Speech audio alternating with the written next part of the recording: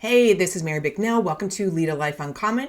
This is for you if you're a woman business owner, female entrepreneur, and you've gotten stuck. You've hit some ceiling, an income ceiling, some time ceiling. Maybe you've lost your belief a little bit. Maybe you're not in love with your business. Or maybe you already are soaring in success, but you just want some new strategies, some new ideas. That's what we're going to talk about. Mindset, sales, strategy, planning, getting shit done so that you can ultimately do whatever the hell you want to do because you deserve to have a life and a business that you love. Are you ready? Let's go. Hi, good morning. It's always good to see you all starting to pop on. I hope you had the best weekend ever. And it's Monday, the best day of the week. Okay, so I wanted to start with something. I don't have it right in front of me. I don't know what I just did with that. I just had it. Yeah. Okay. I'll wing it. I'll wing it ish. So this morning I was doing some reading and my normal just kind of think time. And there was this common theme that came up that I thought, I wanted to share this with you. So I was reading the book by Dale Carnegie talking about like stop worrying. And he was talking about really being your real self, right? And he gave all these different examples. And then there was an Emerson quote. I will copy that and I will put it into the Facebook group for you. And so I thought that was really like that book was written, I don't know, like 50 years ago or something. And he was citing, I don't even know how long ago Emerson wrote the whole idea about like, you have to be yourself. You need to be the real deal you. And then something else, I was pulling cards every now and again. I have a couple different stacks of cards. So I randomly do stuff like this. And if this is you and you do this, like, I know, right? Like I'll take a book and I'll just be like, let me just like universe point me into it. Like, I don't know, the energy from whatever, boom. So anyhow, I have a variety of different stacks, sets of cards clients have given me, people have given me. This morning, I pulled one out for you all. And I pulled one out for me. The one for you all was all about being an artist. So I want you to really consider over the next week, when you're creating your content, when you're working with your clients, how is it that your work can be thought of as art? And when I say art, I really mean it more as that creative expression. So it was so cool about the whole thing with Emerson and Dale Carnegie talking about really being yourself and then pulling that card and talking about, being an artist. So you are like no one else that's ever existed or ever will. And the you being you is what this time has been waiting for. The way that you say things, the way that you show up, the way that your life experience have come together for your clients and for your own self and for your family and friends and the people that are in your world. And so when you think about your work as like a creative artistic expression, we don't want to copy, right? We don't want a copy of the Mona Lisa hanging in our house or whatever it is. So think about that today. The other thing, my card was, and I swear, I just literally had them like literally right here as soon as, oh, actually here they are right here. They were underneath my coffee cup. Mine says, so here's yours. The one that I pulled for y'all was about being an artist. And then this one was for myself. I give of myself in a way that is self-empowering and not self-depleting. I respect and honor myself in all ways. And when I pulled that card, I was like, how do I need to be showing up for my clients every day, leading from example? And so I want to offer to you that you lead, for example, for your own clients in respecting and honoring yourself in all ways. So with that, let's get started. Who's ready to have some coaching? We're really today going to be focused on, of course, whatever you want, but I'm going to be focused on what are you feeling, what are you thinking, and what's your behavior? We're really going to today think about things through the results formula. And of course, I'll still answer all of your questions and support you that way. Who's ready? Who wants to go first?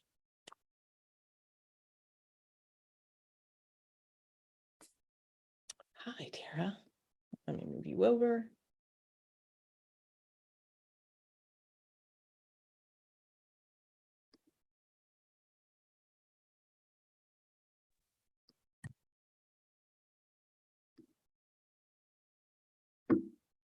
Hi, it's so lovely to see you. I feel like it's been a little while. Yeah, it's been a minute. It's been a minute or 5. Yeah, or 5 months. No, nice to see you. Thank you for bringing me live. I've been have your little private message that it's been rolling around in the back of my head on where I've been in my business. So I just wanted to pop on and give just a little update and ask a question about where I think maybe my next steps are heading, because I'm still, I think, in a little bit in contemplation mode if I'm going totally over to coaching or not yet. But I think, where I'm at with my one-on-one client load, I sort of don't want to go any bigger than that. So how can I grow my business and move forward in a way that, how do I want to say, that's helpful, that will help the most people. So in the modules, I got hung up a little bit on like who your ideal client is. And then I went on to the next video, and in the beginning of the next video, you say, if you haven't done the last exercise, go back and do it. So I've been like frozen on that. That's where I've been on in the modules, because I didn't want to move forward. But I think I talked about, maybe the last time was just being a little bit more general in this sort of holistic space. And what do people need? So my question, I guess, after my big long preface, is, can I move into a signature group program as my first delve into coaching? I think I'm coaching most of my clients, but this would be specifically skills coaching, like learning and practicing tangible skills in a group setting, with the offer to maybe move into one-on-one client work from there. Is that something I can do, or is it, because I know a lot of coaches recommend doing the one-on-one coaching first, and then that's the next step. So I'll stop there, because I'm interested in evergreen models too. Sure. So, and all of those things, yes, yes, yes. And it's really about timing. So why do you think I've been coaching you on having higher ticket one-on-one to start with? Because it takes up less of your time. You don't have to have as big of a caseload. Right. Yeah. And so then, because a lot of times, right, you already have a practice, and trying to build out a group coaching program, like, it takes time. And part of that time then is building your audience. So when you have the resources, the financial resource and the time resources, by having more of a higher ticket, then you can start, whether it's, and this is the next step, right? Advanced. It's not a discussion. I'm not going into Facebook ads in this foundational program, right? But some of the next steps are, you have to build a bigger audience. And this is why, because when we look at conversion rates for a group practice, or a group program, let's just easy round number it. Okay. If the average conversion is between 2 and 5% of everybody who signed up for your masterclass or whatever it is. And so let's just say 5 out of 100. So now we're looking at, how do I build an audience? Okay. How are you taking that in so far? I'm going to stop, because I can see your expression. I'm laughing over here, because I'm like, oh, what is the thought that I'm having? Okay. My immediate thought is, I can't do that. My immediate thought is, I can't do that. I can't build that. I can't build an audience. Why is that? Why is that your immediate thought? That's interesting. Yeah. Oh, that's interesting. Yeah. I think there's some visibility issues here. Right. So this is so let me just finish with this part, and then let's get back to some of this mindset stuff, right? Because what your experience is totally normal, right? And so I want you to think about, let's just say you had the 100 people and it's October and you sold 5 people. Yay. But let's say it's a $2,000 program. So that's 10 grand. Yay. And maybe over in your private practice, you're cranking on 100 or 200. So you're at 300 grand. Yay. Next month, November, where's another 100 people coming from? Right. So we're building an audience.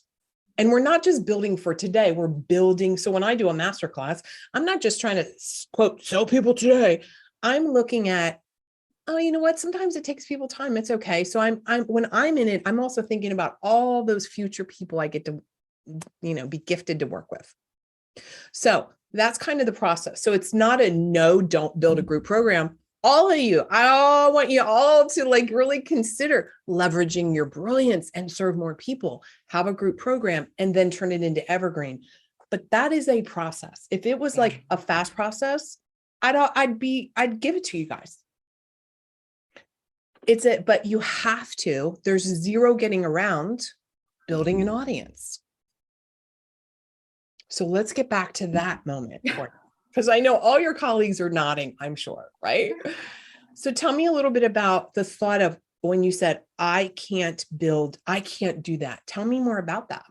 Yeah, I think, well, that was the immediate thought. So that's not great because I obviously can do that. Why won't I? Or what is the fear or hesitation? And it's probably fear of judgment, of and then some inadequacy, like imposter stuff. Still it comes up, I guess, like, who am I?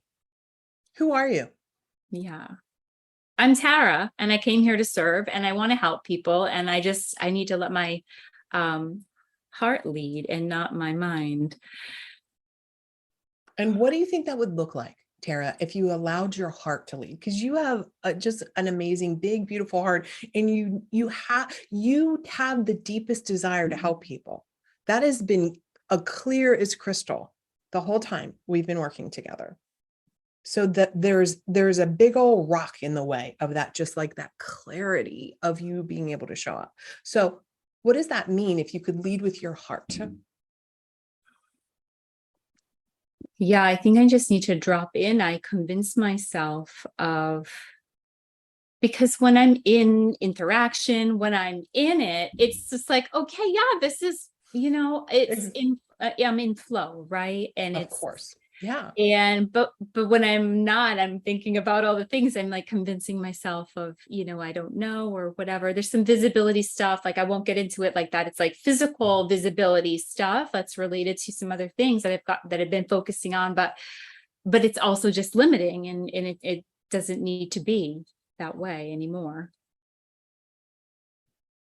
And so when you think of it from that place about how you can get yourself into that flow state, that heart space where you're speaking from your heart, wanting to help people, because right when we're in our mind space, what I hear you saying is that's when the doubt comes in. That's when the do I know enough? Am I enough? And the imposter stuff. Can I help people? Can I literally even help people? Right. But then the truth is obviously you can. Yeah, I think I've convinced myself that I can't. And without getting into it, dealing with a chronic illness, the fact that it's chronic, I think I developed certain thoughts and beliefs about myself because of that, right? So then it's translated to all areas, a real big hurdle to move past regarding mindset work. What if your chronic illness is the very thing that your ideal client want to be able to be a part of? Yes, it's so interesting. I've been so resistant to pinning myself into that being an area of expertise. Like, I don't want to spend the rest of my life in chronic illness, but maybe this was given to me as a gift so that I can help people out. Do you know? I don't even mean helping people who have also a chronic illness, I just mean that you're showing up and being that strong warrior, that strong person that's leading from her heart, even in the midst of having a chronic illness, because your deepest desire is to help people. I think if you just sat with that a little bit. Yeah. And not to be like, look, I have a chronic illness, and, not from that place, but my mission is so big that I'm not allowing circumstance, i.e. chronic illness, and whatever, we all have a circumstance, yours is a chronic illness. It's a circumstance. You get to decide how you want to think about that. Yeah. But leading from that perspective of even me, not like even me with a chronic illness per se, but even like we all have something. Yeah. How do you think that would be of the greatest service to your ideal client? For them to know that, or for just even just that shift in mindset for myself, I think is super helpful. Like my Right. mission is too big. I came here to serve. Like these are all things that I like just really feel deeply. I know. And it feels really out of alignment to not act on things, right? Yes. Yeah. Yeah. So even just for myself, that's a helpful shift to show up. And then maybe as visibility and that becomes more natural sharing, part of the story, just Yes. so people know who I am. Yeah. Okay. Right. So the Okay. visibility Yeah. piece, well, that's the next piece. So tell me a little bit about what you feel called to do now that you've had this mindset shift. That would be an inspired action step. Yes. I feel like the right answer is to do something that it puts me out there visibly, but that also triggers me. And what if triggering happens to be part of it until it just isn't part of it anymore? And it is, isn't it? It is. I mean, isn't growth, no matter whether it's visibility or the work that you do with your clients, right? They're going to be triggered, right? I know I trigger the shit out of some of you guys, right? Because I press you. Yeah. But that's like also part of the growth is the triggering, right? To work through that.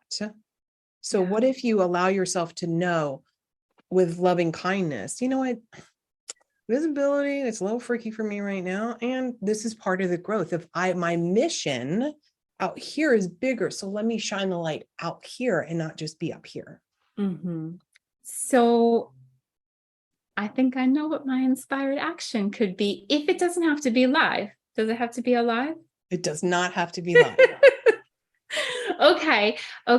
There's been something that I've been wanting to do that's of service, sort of like community service, humanitarian effort, if you will. And I can make little videos and those could be put out. Perfect. I would love for you to share your very first one I inside will our share. Facebook group, right? I And will when do you share want it to have that done by?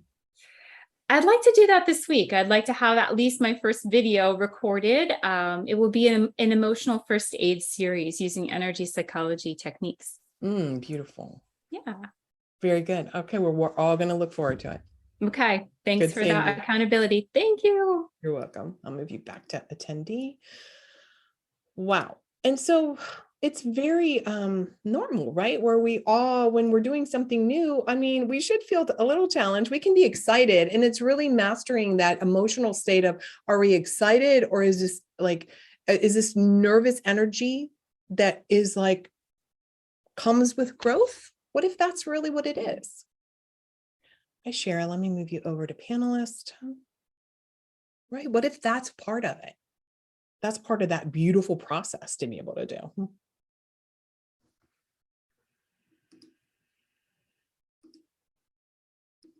There you go. I got your video ready. Hi. Good morning or good Morning. afternoon. I don't know. I guess it's morning afternoon there. where you live. Right. It's still morning here. I just wanted to say thank you to Tara for her share. I think that was really meaningful to me. I kind of have been having a hard time showing up lately. Yeah. And even getting on camera here is hard today. So I guess getting my energy back, and I'm working on mindset stuff right now. And I think I just really got off track. So I'm looking at my ideal client again. And so I thought about when I messaged you the other day, do I narrow or do I go bigger to help find clients? Do I get more general? And so I've kind of been stuck in that because I had got calls about life coaching or business coaching as opposed to weight loss stuff. But because of circumstances, I started hiding again. And so, in looking to stretch myself, I thought, do I just really go there? And so I kind of want your opinion. Like, do I narrow and say, like, VSG community in terms of weight loss? And do I market toward specifically queer market, or alternative lifestyle, that community, and also kind of putting in like some cannabis stuff even, to use it like as appetite suppressant or pain management stuff, because I have a lot of background in that from the science standpoint. Or do I open up and go more general? What do you want to do?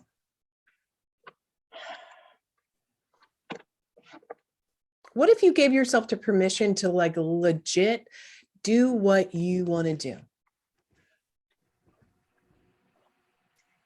Without worrying, with like the knowing in your heart and your soul, like it's going to work out. I create what I want and it always works out. And there's no limit to the amount of clients available for me to support. What if you knew that? What would your decision be? I'm going to be honest, I just really am having a hard time getting on camera and doing anything right now. And I just don't want to be stuck. But I feel like showing up like I am today, it's a wreck. And you're a wreck, why? I'm letting stuff get in my head. I have a lot of loss that happened in the last couple months. Yeah. And it just, showing them on camera for some reason since then, I just can't get my energy back. And I don't really know. It's just hard being seen right now. Mm-hmm. What if you didn't have to be seen right now? What if you took a little bit of time to do some healing? I mean, I know you have a private practice that pays your bills, I assume, correct? Yeah. So, you know, one of the things I know we've coached on before is being your own best client. And part of that, I believe, is learning that giving yourself the time sometimes that we need just as normal humans to just like heal. And what if you just allowed yourself to go through this process, your grieving process, without doing a bunch of other things? Because and you don't have to answer this. This is just a thought, right? To help you kind of think through things. Like, how much do you have external things be a distraction? Because maybe internal stuff, right? The stuff that the healing, the grief, the mindset is challenging on some level. And so what if you just gave yourself some time and said, I'm going to allow myself to put this all on the back burner for whatever it is, a month. And I'm going to really take great care of myself. I'm going to serve my private practice people because it pays my mortgage. And I'm going to sit with allowing the feelings to feel and work, allow that, and not distract yourself, not force yourself to do something. I agree. I'm really struggling with like stuff distracting me and taking away from my goal. And I don't want anything to take that away. And I've tried to pace myself. I mean, you know, I've been gone for a couple months. Right. And then you were in there 90 to nothing. And instead of this all or nothing, right? Because that's not sustainable, no matter what it is. It's not sustainable. Business, life, weight, working out, relationships, like that shit is not sustainable. And so instead of just being like off on, instead, like, what is like allowing yourself to try and learn to experience these, like moving forward, just step by step, not 90 steps, not like jumping, right? Because I know you're a go-getter. And when you put your mind but there's a difference between massive action as a distraction and moments in our business and our life where massive action are required. I don't know if it's required for you right now. Only you know that. So I'm curious, is it required right now or is it a distraction? And I mean, I don't guess required. And I really feel like when we don't put it, if you don't have it in the forefront, it's like it's almost gone. And so like I've got to be looking at it every day to keep my belief, strong, Yeah. and my desire strong. And I really noticed like being gone I think it's been about 3 months that I wasn't here consistently. And like it just moves back. And I'm so not disputing that, but that's the point. It was like 3 months off, now like going 90 to nothing. So it's about, I want to offer like, take how are you living your life and with your health journey? That probably is not, maybe it historically has been, but probably now less. It's not on and off. There's some consistency, even if you fall off the wagon a little bit, right? So that's what I'm talking about. Consistency, but not massive, like on and off. So how could you mirror for your business things that you're doing in your life for your health? And I kind of started doing that because I feel like I got more back on track. Yeah. Kind of the end of the month. I want like doctor stuff. And so I did some social media about like healthcare and like what results do you want? And so I can do like small things, I guess, like that. Maybe not post as much, maybe once here, a few emails. Is that kind of what That's exactly what I'm talking about. So that you're, like you said, it's not all or nothing. It's not 3 months gone and then, 90 to nothing. It is consistency while other stuff is happening in your life. Because we all know when you completely fall off that like gearing back up, God, that takes so much freaking energy as opposed to just consistent energy where it could just be one post a week and one email and allowing yourself to be like, that's good enough right now after all the things that have been going on in your life, knowing that consistency wins the game in the long run, then on and off. How are you here? How are you receiving that? I mean, it's good to hear that from you. Yeah. Because I kind of have the mindset in looking at the program that it's like it's got to be like that one thing, and it's got to be anchored in, and that has to be your focus. And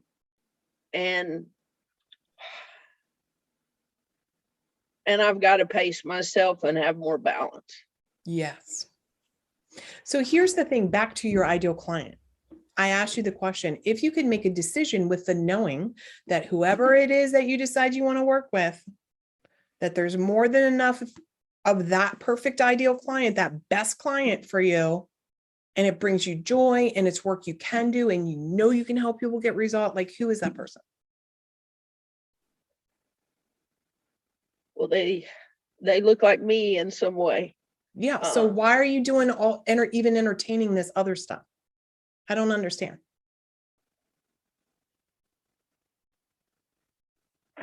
I guess because a lot of that stuff I have experience in those different areas. Have you heard this saying, just because you can doesn't mean you should? Yes. Right. So there's some stuff I can talk about all day. We all can, because we're all like brilliant people, right? Because we're all like, collectively, like we're peers. We're all like the same.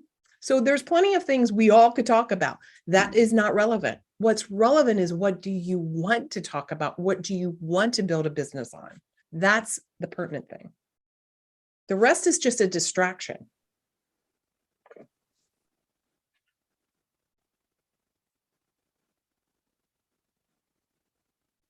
So people who look more like you. So I want you to sit with that, with the thought also, there's more than enough people looking like me, living the life that I'm living, that need my help the way that only I can support them.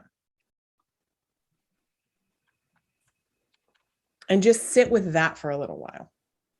Because what could come up is that our tricky brain will be like, yeah, but you know what you could do? You could also talk about business. Your practice is successful, you know, and it's that, and then just catch your tricky brain and be like, hey, tricky brain, I know what you're doing. You're distracting me, because if I make the decision to be all in on this population of people, this niche, this whatever, you know, this best ideal client, that means I'm all in. And is there fear around being all in? Sometimes when we don't make a decision and stick with that ideal client, and we get sidetracked, it's because there's something behind the like, oh, if I say yes to this, what will happen? Oh shit, will it work out? Will it not work out? What if I win? What if I succeed? What if I fail? And what if people just like, all that stuff comes up. So that is sitting with the decision and allowing your tricky brain to start telling you stuff. Write that stuff down. Okay. Does that make sense? Yes, thank you. You're welcome. Thank you for showing up today. Thank you. I think this is applicable to everyone, right? And it doesn't even matter what it is. It could be around your clients. It could be around losing weight. You know, it's like, I'm going to go on a keto diet, and your tricky brain is like, but you really, but an apple's good. They say an apple a day keeps the doctor away. So maybe I shouldn't do keto. So it's about making a decision and trusting yourself that your decision is the right decision.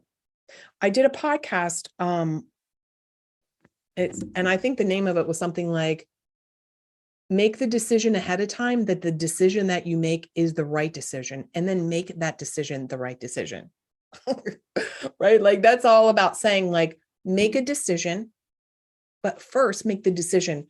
I trust myself. So whether it's decision A or decision B, I'm going to make that freaking the right decision, and then get to work. Put on your blinders, let go of all the distractions. So whether this is making a decision on visibility, your ideal client, your best client that you want to work with, you know, going on a keto diet, like moving to a different, I mean, it, like really everything. Maybe you don't like where you live right now. I have had clients that they like hate literally where they live. And I'm like, why aren't you moving? It doesn't even make any sense. You can afford it. You don't. Make the decision, or make the decision, I'm staying where I am and I'm going to love it. Don't stay where you are and hate it. So that's how our tricky brains work. They're so fascinating, right? Give yourself the opportunity to live in the fascination of you, right? You guys, you all are so fascinating. Okay, who's next? Questions, comments? Hi, Tammy. Let me pop you on.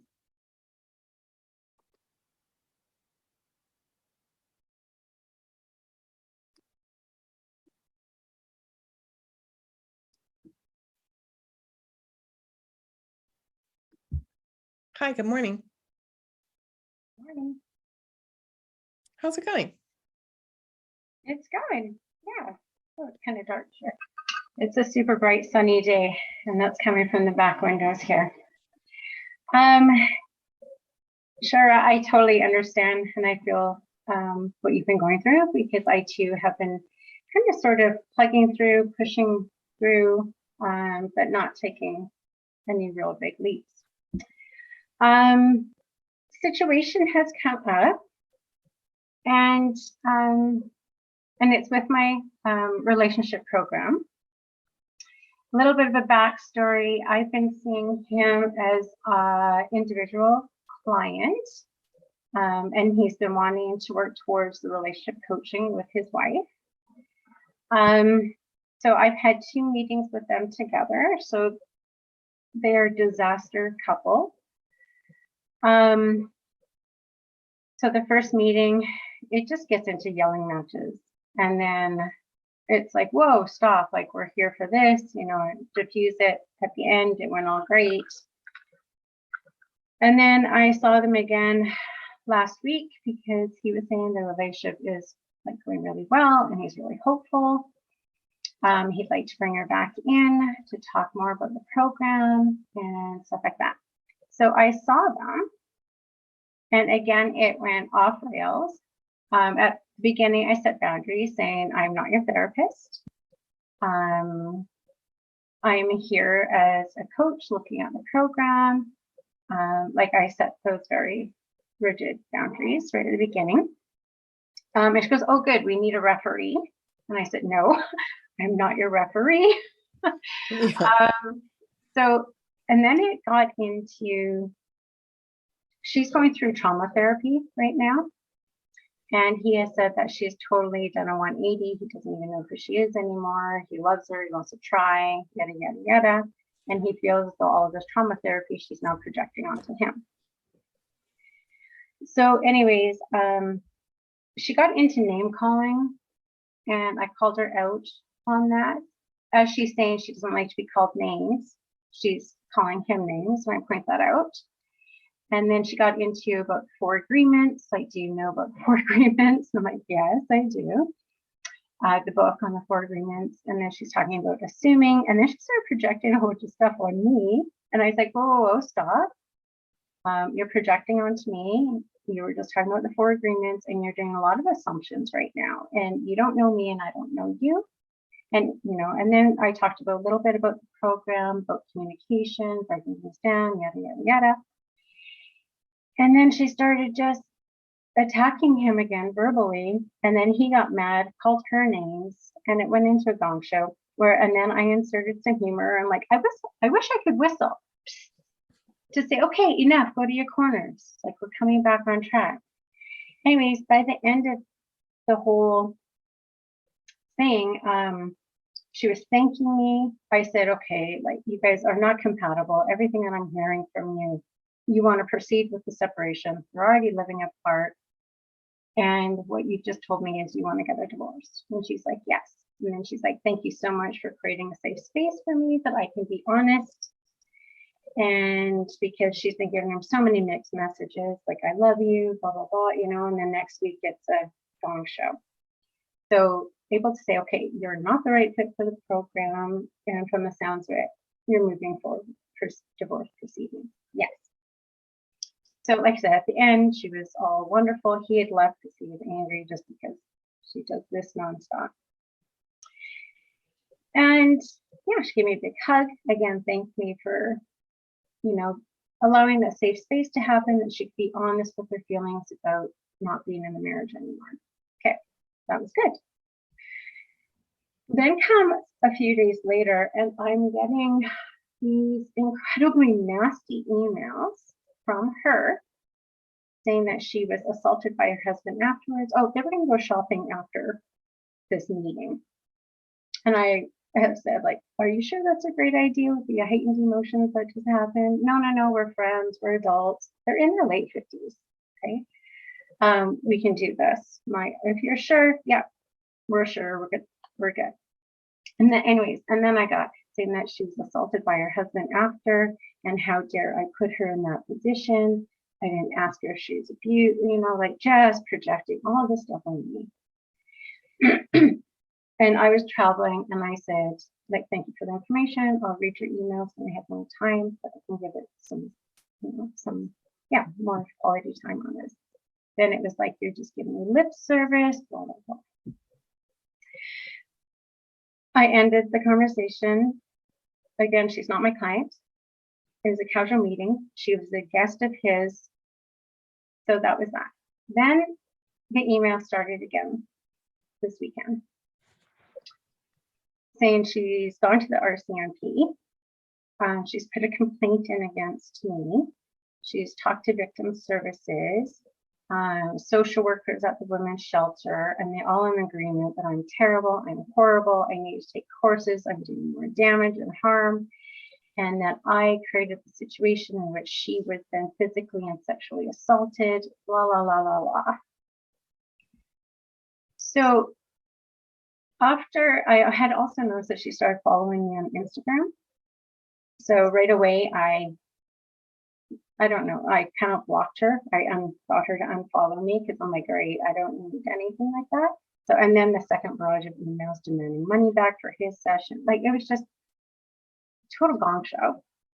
So, and I'd spoken with my supervisor, group about it, and they said, well, do up an email. And I just stated facts. This is what it was. This is what you said. Reaffirming, I'm not your therapist. You're not my client. Please seek help with your own therapist and psychologist. Right. Anyway, so now she's just sending me these emails, which now I've blocked her. So now I'm hesitant to go out there live or even post things about the program, afraid of the lashback. Because now she's going after me in court, she says that. Anyway, so tell I'm me what afraid. your question is, Tammy. I'm afraid now of getting out there. How do you handle, or what do you do, or have you been in a situation where potentially it could blow up in the face just with comments and stuff like that? Now, my son said, Mom, you will come in your line of work, you're going to come up with some crazies. But how do you manage yourself? How do you keep going and pushing forward with this kind of looming potential? Yeah. So first of all that she can be blocked and all of the comments can be removed. Yeah. So at least on the like forward facing business front, Yeah. that's ability to be handled. So clearly she has some personality dysfunction, right? And I mean, we could all like give her a little diagnosis right now, just based on all this behavior. That's not within the question. So let me ask you this, and let me refer back to your question was, how do I handle this, or how can I support you in handling this? One is, have you ever come across A borderline client, a borderline coaching client who's attacking you personally? Oh yeah. I mean, or like professionally? So it's not even, so let me just really clearly state this. Okay. So this is for all of you. And I know some of you are, listening. Here's the truth. We're dealing with people. And so there's a continuum, whether it's a borderline person or even what I just said a few minutes ago, that I trigger you all. Mm-hmm. Right. And that, sometimes I get the like, well, you said this and this was upsetting. And I'm like, part of my job is to like press y'all and to trigger you a little bit. Right. So that's part of our businesses, whether we're coaching or whether we're therapists. Well, the therapists quote less so, but certainly as coaches, we're pressing people to move to their highest self. So it's taken some personally, there's times that I have to really historically, not anymore so much, but historically, it took a lot of management of myself not to take things personally and not to overanalyze. Did I say the wrong thing? I never think that anymore. And the reason that I don't think that anymore is because I trust that I'm not trying to fuck people. I am not trying to steal their money. I'm not trying to screw their heads over, and I'm trying to be manipulated. I am literally just doing exactly what I said I would be doing. And I can't be in control of other people's reactions to that. Period. I'm not my offer. I'm not my business, even though I just talked at the top of this as a creative expression. And so that's part of this, is that how are you allowing yourself to not have somebody else's negativity impact you and the work that you do? Right? And how is it that you are allowing yourself not to make that mean something about yourself? Or are you specifically also talking about the quote, fear of showing up? Well, it's the twofold. Yeah.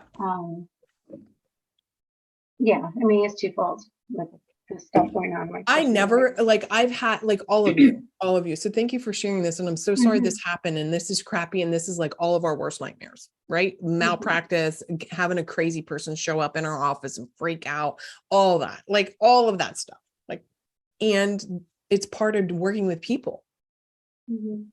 period. You could just be a checker in Starbucks and somebody is pissed that you just didn't do their latte right. And, we see this right in the world. It's like, and then somebody's getting shot in the head just because the latte sucked. Like, there's a moment where we have to just like really separate from the work that we're doing purposefully with a high mission and the reality we cannot control other people, period. And I Go think ahead. that's it. I mean, and that's the way I usually am. It's like, well, you know what? I looked over everything that I did. I've walked through it. I'm like, I did nothing. And it's Of her own course stuff not. that she's projecting on Of me. course it is. Right. That's obvious. And like, I know that. And I think it was just more so just starting to become a more of a public figure. That and has that nothing to do with fear it. So of- don't make this. So don't take a circumstance and make it mean I shouldn't show up.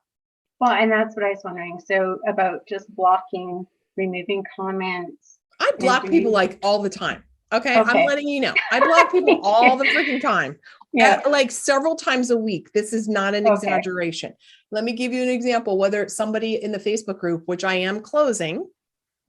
And there's a strategy behind the reason I'm closing. I can share that with y'all another time. It's not a problem. But I'm closing it. And I use that at everyone and people are like, stop spamming. And I'm like, oh, I mean, I just let that shit go. I don't care. I have zero attachment to it because it means nothing to me. Just like you said, that woman doesn't know you. She knows nothing about you. So it's all her shit. It's nothing to do with Tammy. Zero, period, nada. Just like when I trigger clients, it has nothing to do with me. You all see that I'm no different, whether you're one-on-one or publicly, like it's all the same. So y'all know what I'm like. Just like your clients know, just like all of you who are watching and listening, your clients have said yes because they've seen you. Part of our relationship with people will trigger them. We have to just know that. Additionally, showing up and marketing will trigger some people. You have to just know that. That's part of this. You can't hide. And Tara was saying, I don't want to show up. I'm a, imposter syndrome. And what are people going to say? People are going to say shit that we have no control over. So just like I'm not attached to clients who are like, oh my God, I love you. Yeah, you have made more money. I feel better. I'm stronger. All the great things. It's not that I don't want to hear that. Of course, I want to hear all of that from you all. I don't make it mean anything, just like I don't make it mean anything when somebody's like, stop spamming. Neither of those things impact how I'm showing up because my mission is stronger than those things. Yeah. So I want to reconnect you with the mission, the work that you want to do. And are you willing to be able to show up with the knowing that you're being judged whether somebody says something out loud or not? And I know that, and that's usually my personality. I think it just kind of on top of everything else. It was just one more thing. Well, I want you to think about, is it your personality or is that just a thought, right? And is that a thought that's helpful? This is just how I am. I'm somebody who worries. How is that a helpful thought? Well, I just meant more so my personality is usually, and I tell people straight up, my job, my mission is to trigger you because then that's when we can get to the meat of things. Yeah. And so I am more similar personality to yourself, straight up. And this is what I told her at the beginning. I'm straight up. I tell you how I see it. And then it's funny how people say, oh, good, that's exactly what I need, la, la, la. And right. Everybody's like, I need a good ass kicking Mary. And I'm like, and then when you do it, then they're like, on you. The way you're talking, it's like, and said that you're the most horrible thing in the world. And here's the thing. How many people have really ever said that in a career? I mean, you've been working with humans for a long ass time. Yes. It's been twice. This latest one and one before. Right. So we're making and how many hundreds of clients have you had other than these two people? A lot. Right. So I know. Right. So it's your tricky brain saying, see, there you go. Here's proof. And it's not proof at all. It has nothing to do with anything. Yeah, I think it was more, it's okay. And like my son said, you're in the realm of people and there's going to be crazy. But here's the thing, I And agree, it- right? But you've known that for And decades. it's okay. It's It's right. awesome. But here's the bigger thing I want to get back to. And so this is for all of you. Mhm. In that moment where somebody's losing their shit on you and you're like, hey, stop. I'm curious why you didn't say, we're done completely. You need to go. Because at that time in that session, they kind of blew up and then they calmed down. And then I said, okay, you know, and then like it was good during the session. Like at the end of it, we worked through some things. And it was after. That's why I think just like it was so twisted afterwards. So when I sent that email that my supervisor suggested, just stating facts, Right. Of course. this, and this, it was, yeah. And then she again twisted it and lip Right. service. I So knew that you're gonna it's the answer kind this. of thing that no matter what you say, that this was Exactly. writing on the wall that you didn't know Yeah. was writing on the wall when this person, quote, walked into your office, so to speak. Correct. And so now, and that's when I say, okay, like I sent this out, and then she's like, oh, one more comment. I was looking on your website. You say this, you say that, you're full of shit, you're trauma, you know, blah, blah, Right. blah. And Right. that's when I didn't even read. Actually, I didn't even really read the emails. I skimmed over them. And Yeah. then I just stated facts. And then after that, one more comment that was like page long. Right. Right. I mean, there's muted nothing her. that you can, There was like, and that's exactly, there was nothing more I could say. Anything more is going to be defense, and I'm just fueling the fire. So that's when I decided I'm blocking her from emails. block her completely. So now Yeah. let's get back into for you to not allow this to derail you from your Mhm. business. Yeah. So what is it that you need to work on, or what is it that what is an intentional thought that you can embrace that allows you to feel the feeling of like, I'm moving forward and this will pass?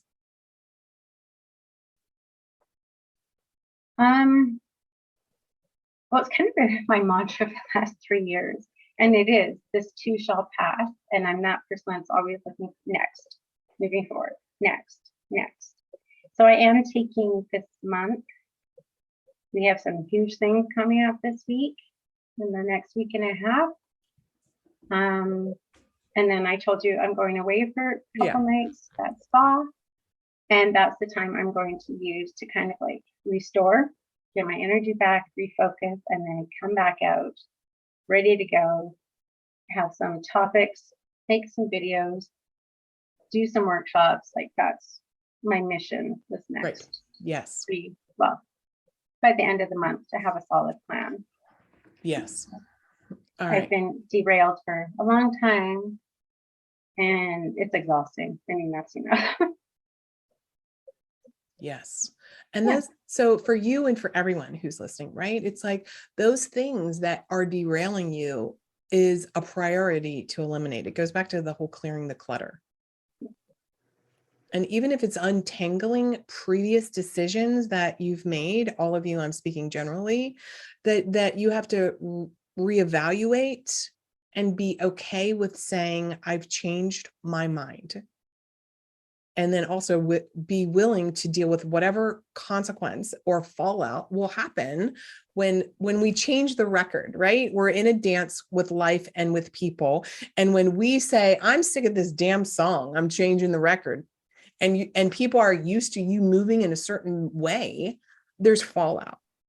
So when you go away, and this is for all of you, even with Shara and all of you, when you're sitting with yourself, this is the moment to really, really ask yourself, what do I want? And be willing to pay the price to get it. And the price does look like sometimes there's going to be people in your life that won't be there anymore. There's going to be times you have to say no. There's going to be times where you say, I made a decision and you know what? This is not actually working out. I need to make a different decision and be willing to walk that path. So enjoy your spa because you know I love a good spa weekend. Keep us posted. Thank you for sharing. We'll be thinking about you. I know your colleagues will jump in. I'll put you back to attendee. All of you, we've all had this like moment right? Where this is kind of our, and I have a few minutes for one last, raise your hand. We all have that moment, right? Where it's like, we have the wall up as clinicians. And as we shed that and we show up visibly, then of course, there's going to be somebody that is coming out of the woodwork. And whether it's as extreme as somebody who's clearly has a personality disorder, or somebody who's just like, stop spamming me, or I don't like the way you said that, or I can't believe you're being so unprofessional because you said shit the other day, or whatever it is. What is it that you want in your life? And how are you giving yourself permission to have that? Even though you may never have given yourself permission to like claim it, own it, have it. How can you separate yourself from what other people are saying? Because people are saying stuff about you, whether they say it out loud. So then it becomes, are you willing to be the real deal you and have your voice heard and your mission out there? How much can you eliminate distractions from listening to yourself and feeling the feelings? I mean, when we learn to feel our feelings, they get released. We're changing our neurobiology. This is the process. Anybody else have any questions or comments or need coaching today? This feels like a very definitive theme today, right? The theme feels very strong about outside circumstances, our reaction to it, giving ourselves permission, making decisions about what we want to do, and acknowledging sometimes that shit is hard. It is not always easy. It's simple. You can simply say yes or no and be a person of integrity, that your yes means yes, your no means no to you, because you are your own priority. I want you to be your own priority. Anybody want to tell me how this is resonating with them today? I see all of you on here.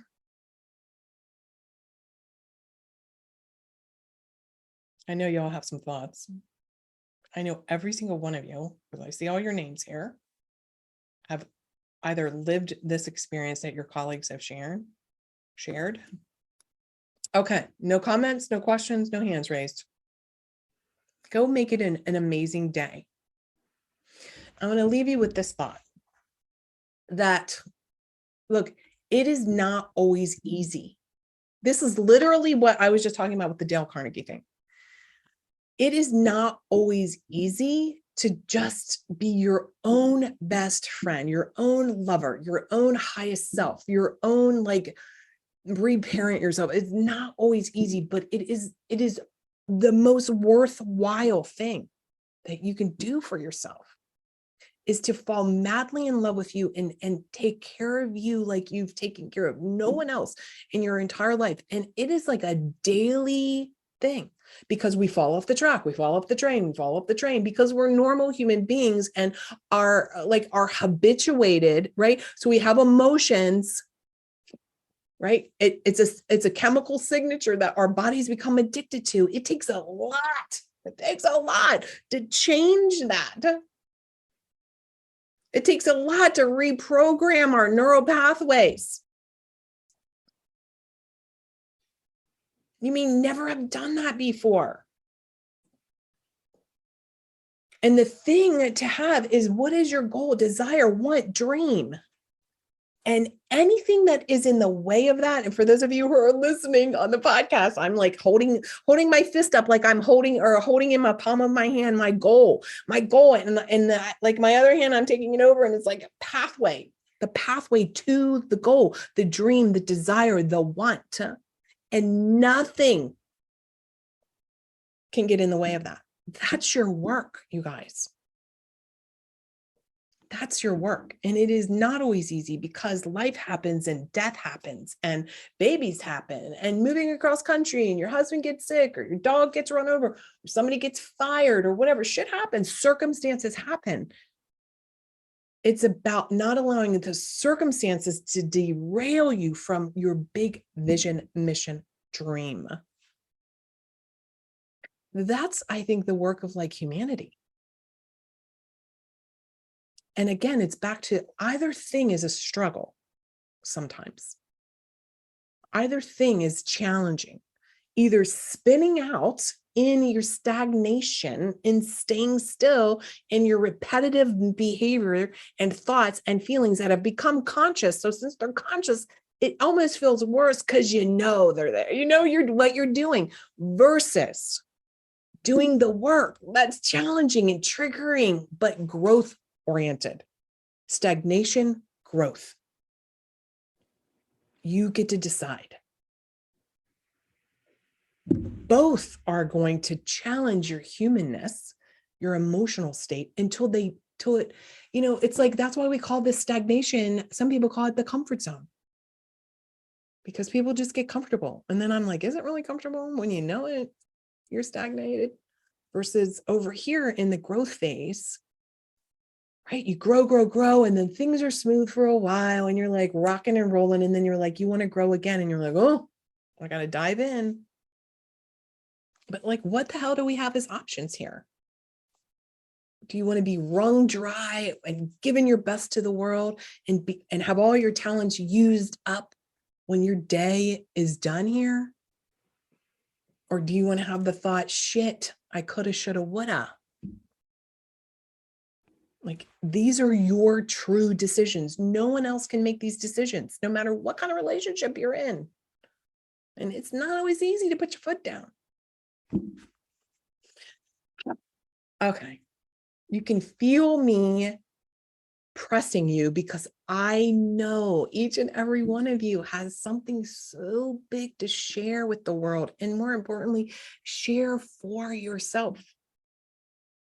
So if you need some support around your intentional thought creation, about default thinking, post it in the Facebook group and I will help you go work through the results formula. Go make it a great day. It is a great day. And I will talk to you all later. Bye.